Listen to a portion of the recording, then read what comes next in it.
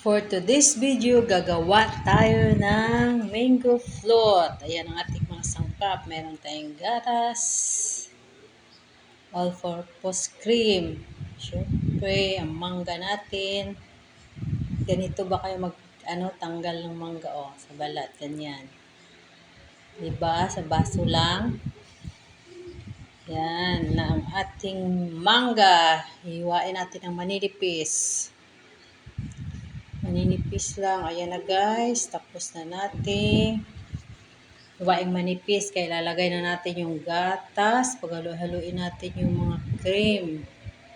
Yan ang ating ipapahid sa ating biscuit. Sa ating grahams. Ayan na. Ginasa ko lang ng tubig. Then lalagay natin yung minix natin ng mga cream. Papatungan na natin ng mangga. Biscuit na naman. Ayan na naman. Ganyan lang. Hanggang sa natapos. Ayan na guys. Lalagay natin sa ref. Ayan. Palalamigin muna. At ngayon ay titikman na natin ang ating masarap na mango float. Ayan na. Wow. Yummy, yummy, yum.